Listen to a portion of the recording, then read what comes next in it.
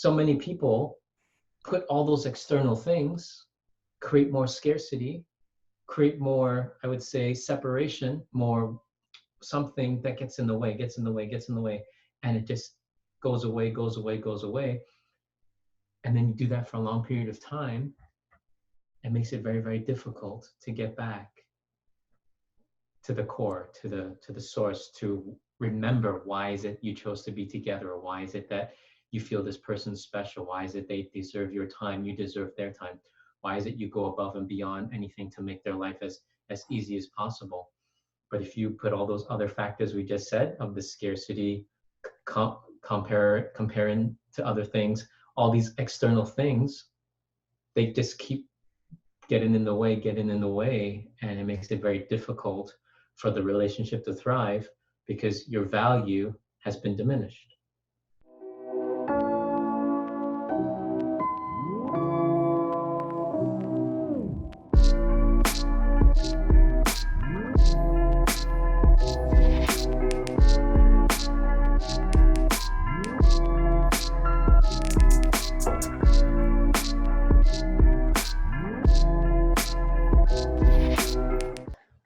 Welcome, everybody, to another episode of The Human Blueprint. I'm Angelo, and we have Herman, and we have wisdom and knowledge that's going to help make your life better today. So today we're continuing the relationships. If you haven't seen the previous episode, you can go ahead and click the link in the description or up top, and you can go and watch that one, because we talked about fitment. We talked about why fitment is so important.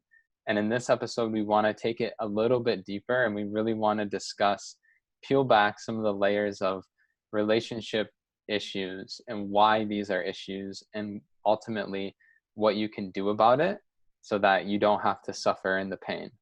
So, Herman, are you ready for this episode? Are you? I'm ready. Is everybody else ready? We want to hear more from you guys. So while you're watching the episode, if you want to leave a comment, go ahead and leave a comment. If you want to share your thoughts, we love to see comments. We love to hear from you guys. So do us a favor, please.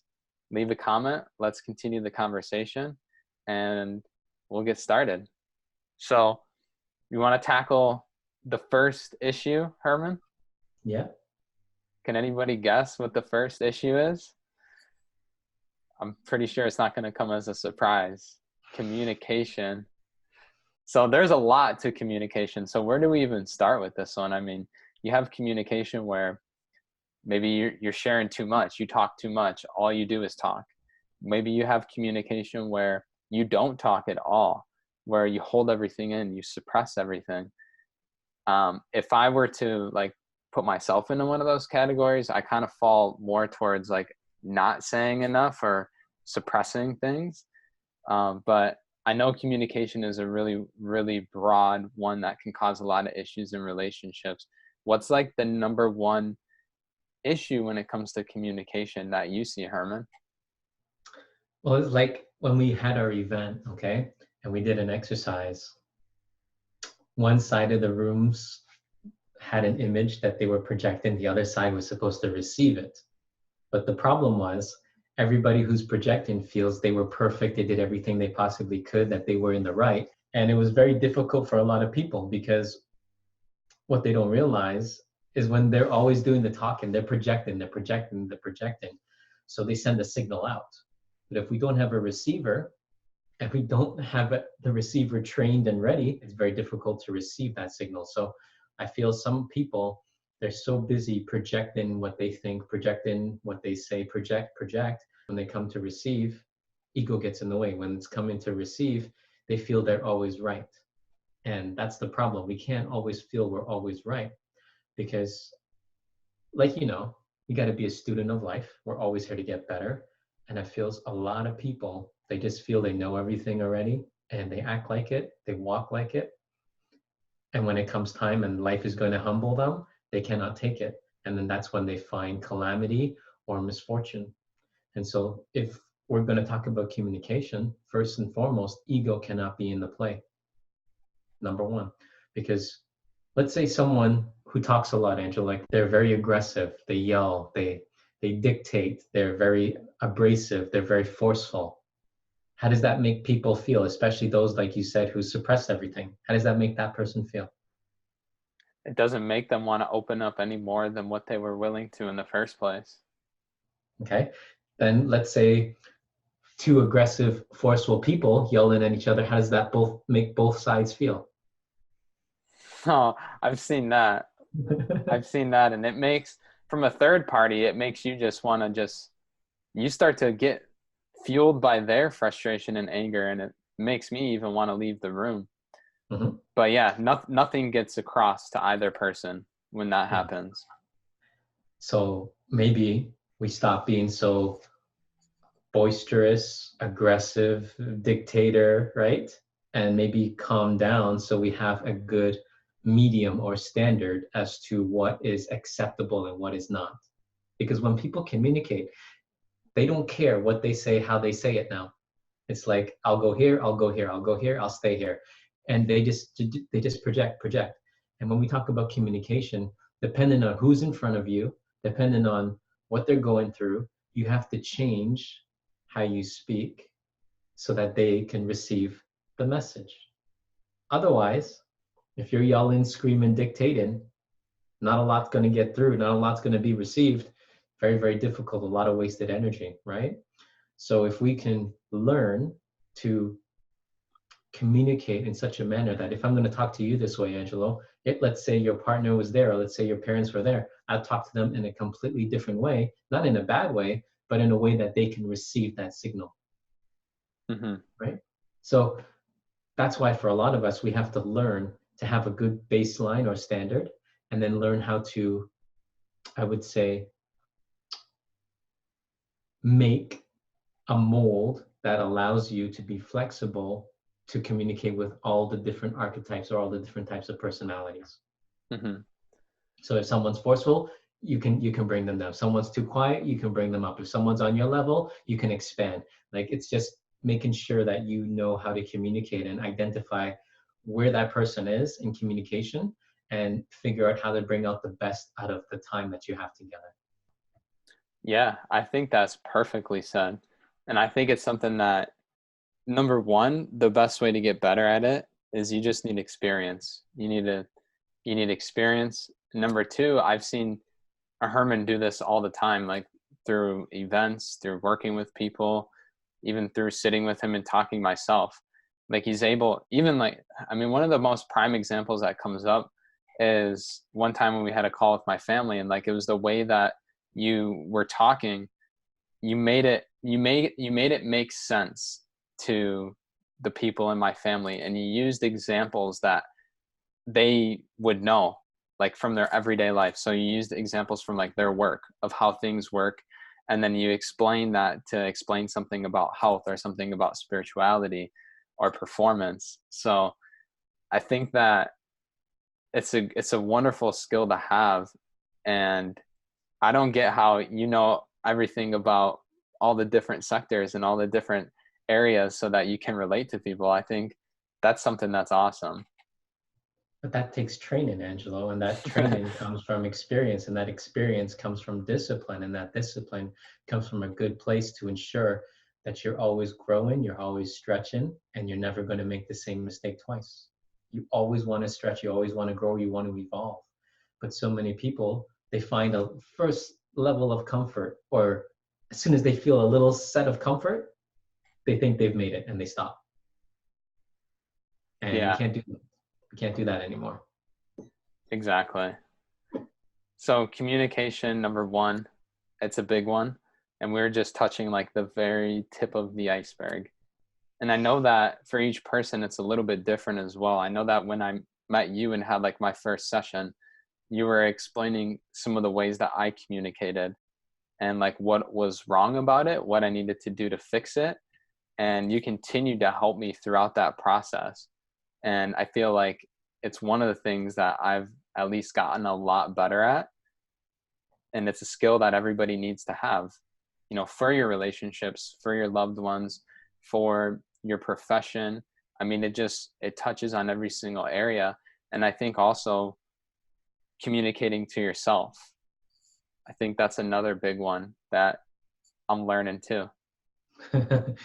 And that's an even more dangerous one, Angelo, because that's where a lot of people, they don't physically see it, but they physically feel it. Yeah, So they don't know, they cannot navigate because they're so used to only using these, but it requires something that's not here, but it requires to go deeper and dive deeper into where it is coming from, or what's triggering it, or what's driving it, or what's causing it, right? So we have to always go to the sources of it and then figure out where is it coming from, why is it continue to hamper us, why is it affecting us, and then create the solution for it. But a lot of people, they're looking for external means to fix something that's an internal problem, and that's not great math. That's like two separate different things, and it's not going to fit. exactly. When you say that, I think about people that, so a lot of people, like when they're in a social event or something like that, a lot of people will drink. And after they drink alcohol, they'll start to, I've heard it called social lubrication before, because it allows a person to feel like less anxiety or less fearful when they're talking with people.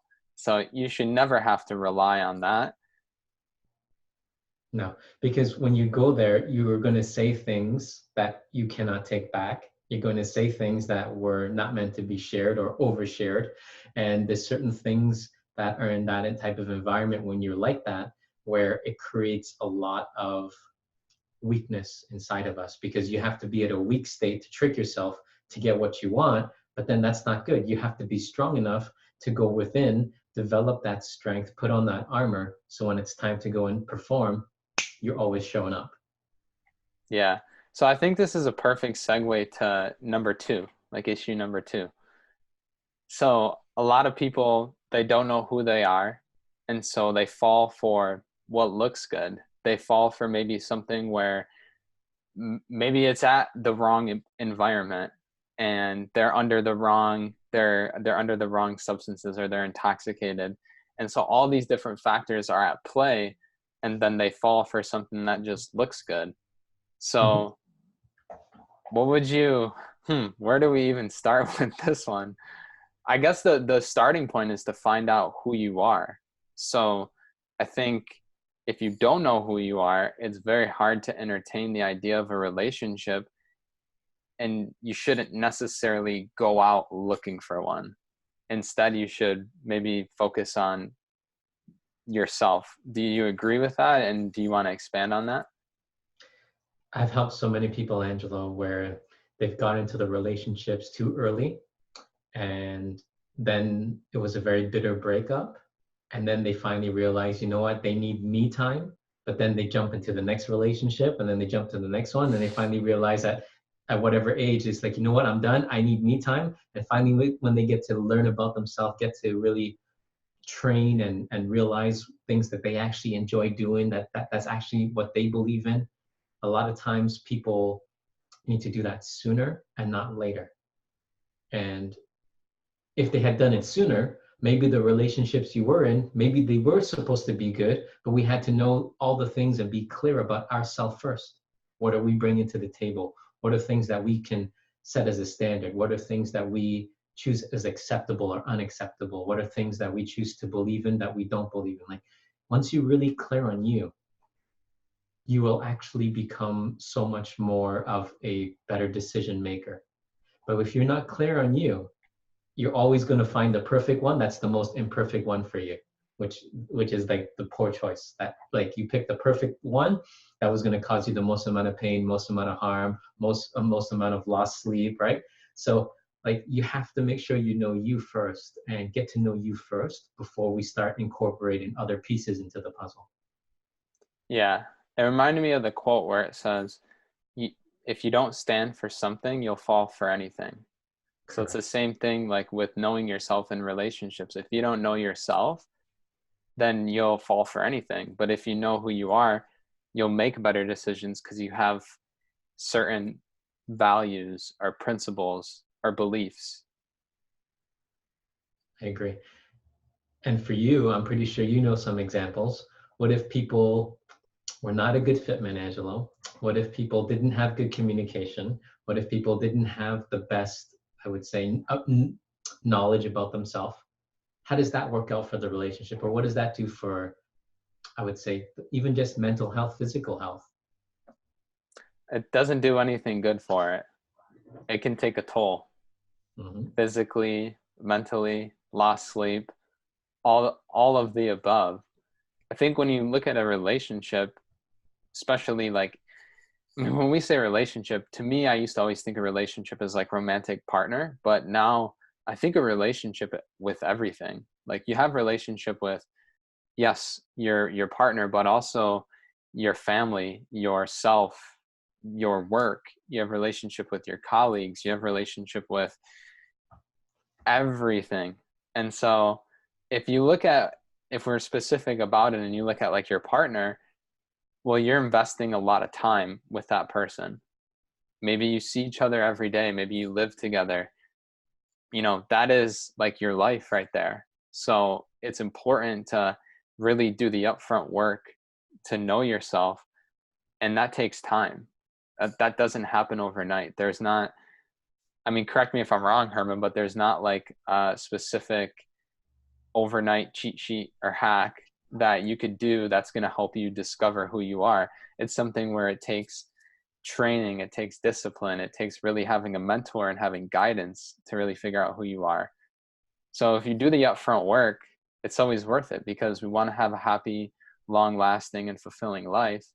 But if we just want to hack it, find our way to what we want, then without going through like the natural process, then it'll be hard to avoid like all of the physical, mental toll that a negative relationship will take on you. I agree with you. And one thing with relationships, Angelo, is it's not just always with people. People have relationship with things. People have relationships with internal struggles or relationships with certain traumas. Like that's a relationship too. And those are things that we can dive deeper later on into a different podcast, but it's all these different things. Like it's the communication, right? And if we want to have better relationships and better communication, well, it means it's not always the other person's fault, number one. Second part, we have to do our part. We got to make sure, you know what? How's my communication style? Did I come across as abrasive, or did they truly understand me? Did I truly understand them? Did we actually make or gain ground? Did we actually make a difference with the time we spent? Like all these different things, you have to make sure like communication is not something that you just bark or project, but it's something that you have also learned how to receive, and then how to, I would say, decompartmentalize that communication you receive, that signal, and then show that you understand it when you give it back, all wrapped up in a pretty bow and a pretty gift. Because that's when people really understand that you understand them, is when you can describe how they're feeling more than they can do themselves. Yeah, exactly. And I think that that's a great quality that you've developed, where when you say that you understand, like for me, like if I'm going through something and I tell you about it and you say I understand, it means something different, because I know that you don't just say the word to make me like feel comfort. You actually say it because you actually mean it. And like it means a lot to anybody that's going through anything when they have someone that can understand them. So instead of trying to find people that understand you, maybe we understand people. Maybe we do our time to understand them. Because everybody on this planet just wants to be understood. That's what they're struggling with. And because their struggle has not been fulfilled or not been, how do we say, overcome, then it makes it very difficult for communication to get better, because you're always wanting to be understood, but we have to learn to understand, right? We got to understand ourselves. We got to understand others, so that when we understand that ourselves and others, then when we communicate, it's a lot easier that you can match the frequency as to what your voice should be, match the frequency of when you need to be a certain voice pitch, when you need to be a different voice pitch, when you need to project a certain thing, when you need to receive certain things. And so that's why we always have to be students of life, because life is always going to show us what we need. And if we want to neglect it, and if we want to turn our backs to it, that's when we meet a lot of the turmoil. Exactly. So can you guys relate to this? Do you enjoy this so far? Leave a comment. Let's keep talking in the comments. We want to get to the very last point that we wanted to touch on, which was the last and third common issue in relationships, which is bringing your own drama to the table, bringing your own problems to the relationship. So I'm guilty of this. Number one, I've done this multiple times where you're having a bad day, someone says something to you, and you just take out your frustration or you take out your anger on them.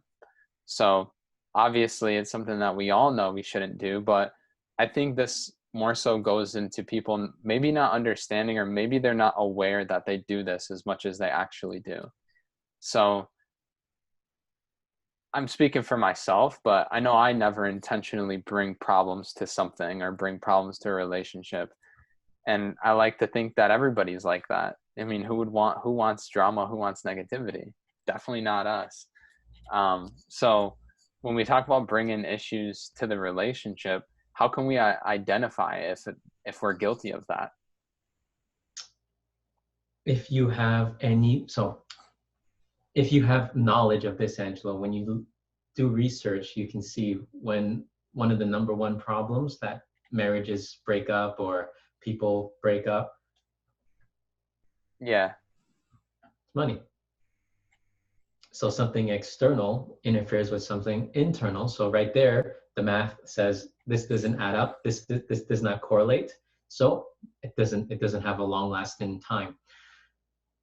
When you talk about bringing baggage to the relationship, a lot of people have bad days, bad experiences because they tie their value to that. And then if this is scarce, if money is scarce, they feel they're scarce. If this is hard to attain, or if this is always escaping them, then they feel, left out, or they feel that they need to compare. So if you're bringing baggage, you need to say, what's the trigger for it? Is it because you saw someone that had something? Is it because you saw someone that rubbed something in your face, or you saw someone they acquired something? Like, look at these triggers and say, did just you seeing that make you jealous? Did just you seeing that make you feel insecure? Seeing that make you feel inadequate? And then when you look at those triggers, you say, well, when you bring in baggage, it's because a lot of times you don't know your value, because if you truly understood your value, you would only enhance it.